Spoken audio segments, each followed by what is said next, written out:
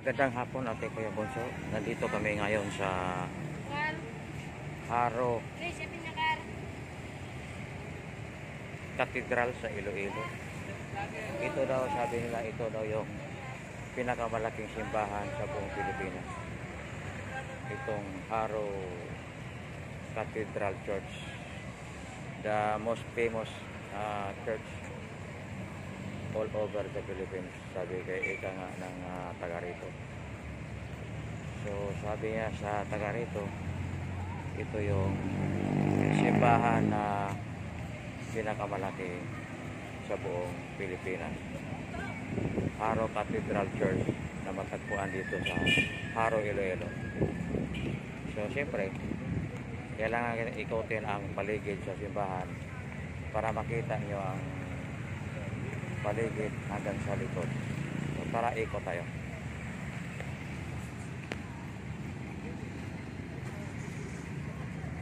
So ayan, nandito yung imahe ni Jesu Cristo sa harap, right? So dito muna tayo dahil marami nagpicture sa labas. So yan, nandito lang din sa loob yung parking.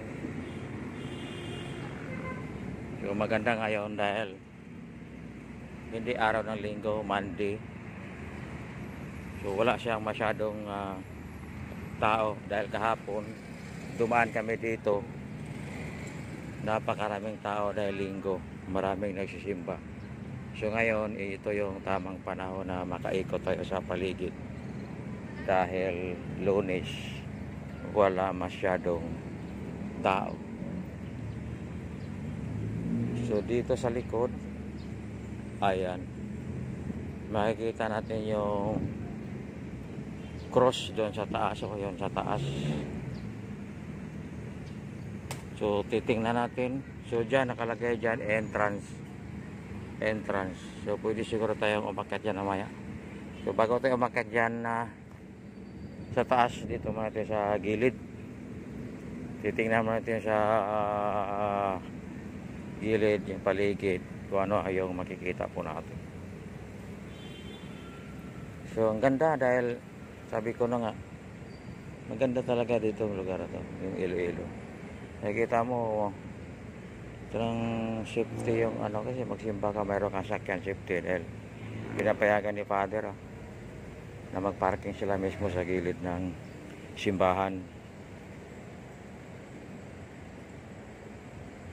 So ayan, dito tayo sa likod.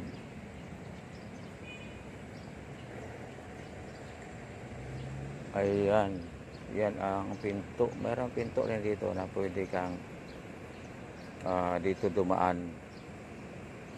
Lapitan natin ang pinto. Nakadisenyo yung pinto. O, bukas siya.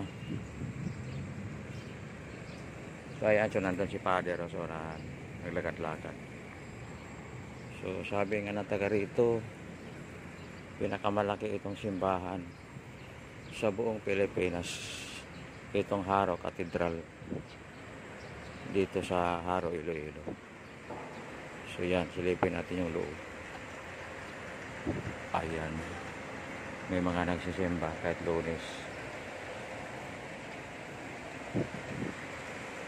Ayan, mayroon nagsisimba. So mamaya tayo dyan. Dito may ito sa gilid. Dito ito sa gilid. So yan, malaki dito. May malaki rin mga facilities dito. Ayan.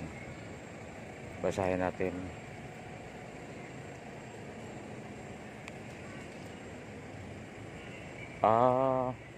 Eucharistic Adoration Chapel. So yan. So yun ang exit gate. So yung pinasukan namin entrance, yun exit. Laki ng lugar. So yan, makita nyo sa taas oh. Yung kampana dyan sa taas. Laki. Tapos doon sa taas, iba yung disenyo nila, talagang luma yung disenyo. Oh. Yung sa taas parang nandun yung cross. Hindi natin alam kung ano ang mayroon dyan. So ikot tayo sa kabila.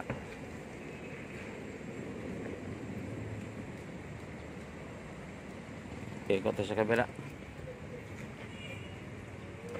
So sa tapat dito, sa tapat ng Cathedral, Haro Cathedral,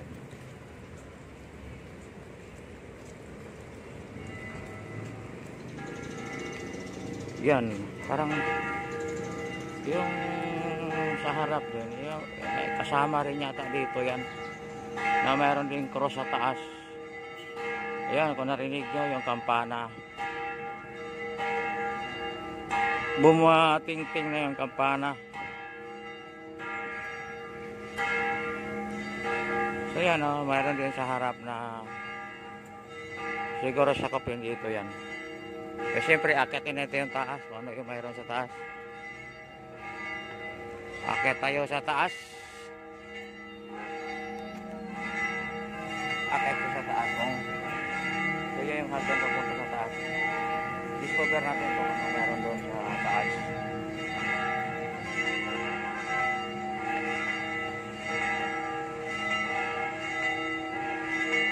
So mayroon dito na talagang by the gate of God.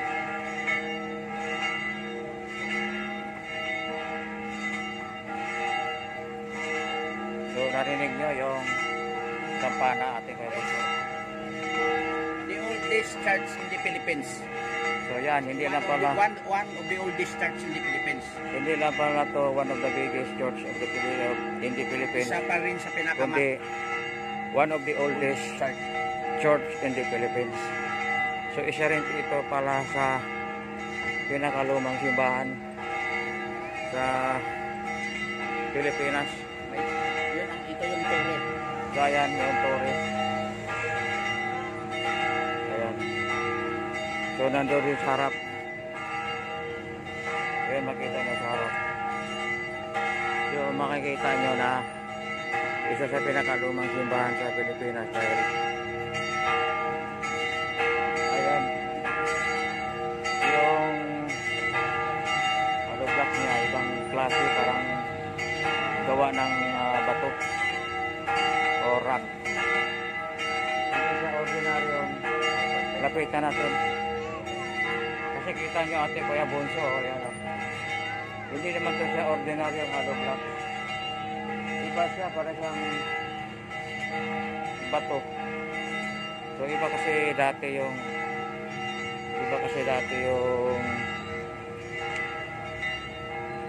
gawa ng hollow blocks kaysa ngayon. Sa ngayon kasi kung hawakan mo at iangat mo, nadudurog na. So iba talaga yung dating panahon. Quality talaga, quality. So ayan ang ating Kuya Boncho, ipakita ko sa inyo yung sa baba, dahil dito kami sa taas. Ayan, makikita mo yung mga sasakyan sa highway dumadaan. Ito nga pala yung Haro Cathedral Church dito sa Iloilo. So yan doon sa unahan ng church. So yan para siyang plaza na rin, plaza. Yan ang plaza rin dito sa Haro, Iloilo. Ganda, malinis, maaliwalas dahil sa lapad at laki. Kabilang side tayo. So ayan, mag-wish tayo. Lord, ibigay sa amin ang aming hiling na aming mga wish.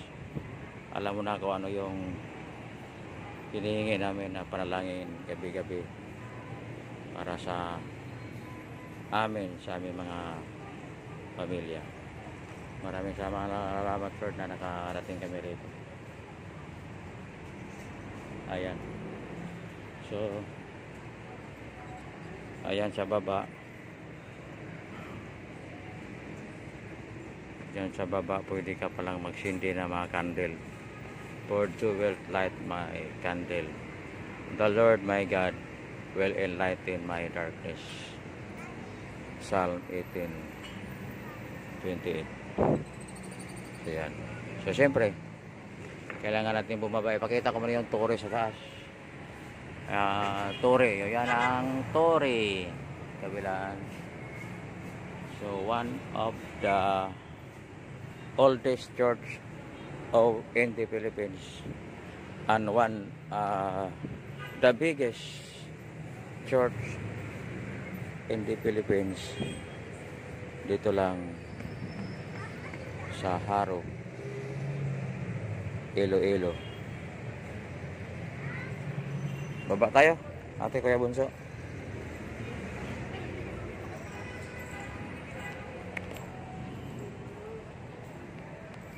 Maraming na pumasyal din. So galing kang magsimba sa loob, maingganyo ka rin magpa-picture gawa ng maaliwalas. So punta tayo dito sa baba.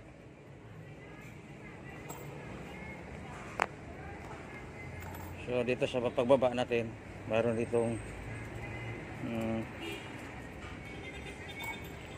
ditong mama na nanglimos. Meron siyang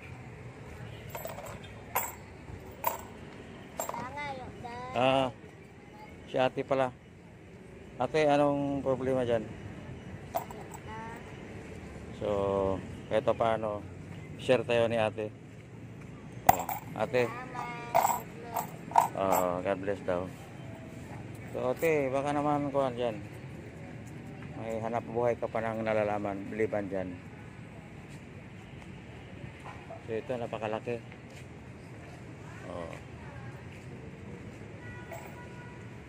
So ang laki ng ano nila, yung parang flower pot, mga tanim.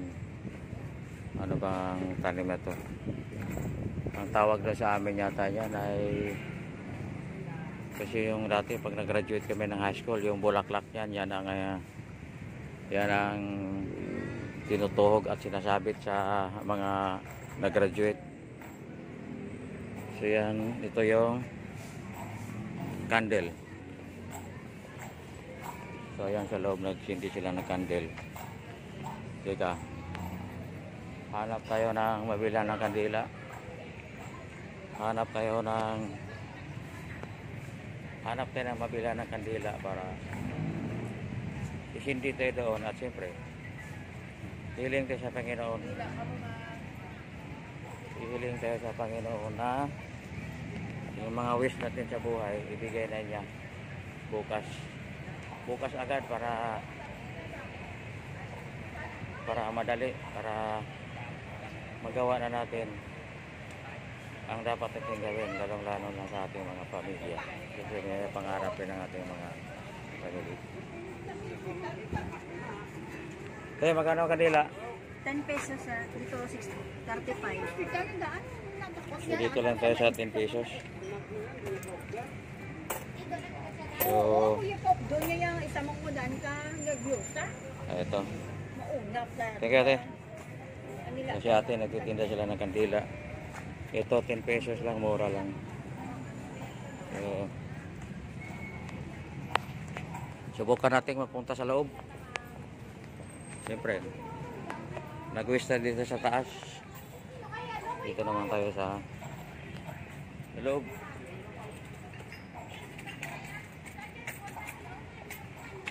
Okay.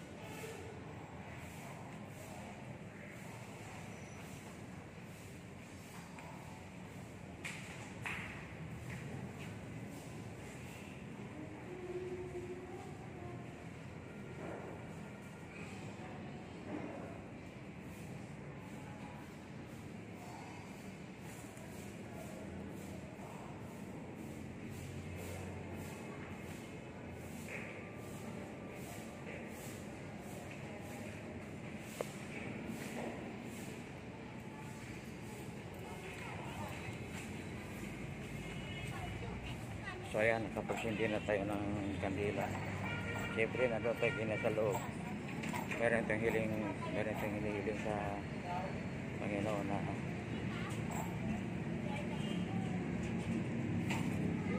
ibigay niya ang ating mga hiling, ating mga panalangin. So ngayon, lumabas na tayo dahil doon tayo sa loob kanina.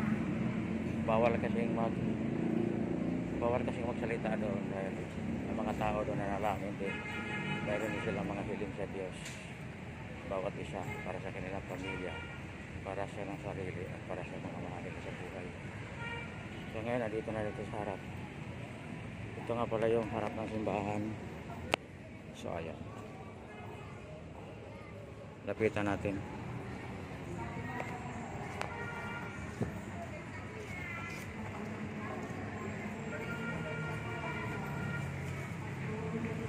So ito yung harap.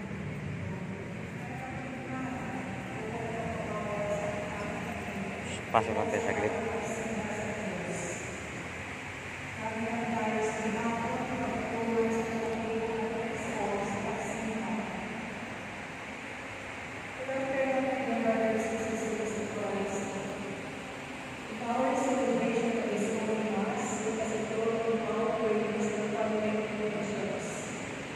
Thanksgiving, Cesar Chirinos, in children, honor our Lady Carlos, San Pedro Caluso. Thanksgiving to the Record of Persevere Media, for the program that has protection of Christopher Blessed and Cecilia Bogota. For the reports of the souls of the following, for the soul of Venerable Father Manuel Vincent Gomez, offered by Mr. and Mrs. Manuel Teresa Chile. For the soul of Dino Rodas, offered by Maria Luisa Medina. For the souls of Alma Medina, Vivek and Magdalene Silcia. Prudential Viligano and Lawrence Medina, offered by Silcia family. For the souls of Cesar Pagalinis, and for all the souls of Purgatory, offered by Mr. and Mrs. Alexis Gomez and children. For the souls of this whole Senor, Elimina, Ramon, Manuela, and Daniel Arceli, offered by the Lucifer family. For the soul of Manuel Luis Orteza, offered by Maria Sena, Lisa Anita, and for the soul of the Salvador, offered by the Salvador family. Let us come together to the last sacrifices of this holy Eucharist, with the Heavenly Father, forsaking the forgiveness as well as heaven. This was not the joy of the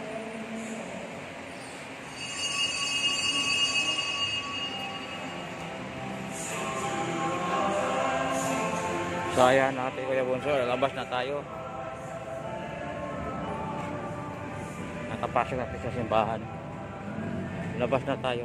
Hanapin ko na yung saan ba nakaparking yun. So marami pa rin nagpuntahan kahit Monday para mag-samba.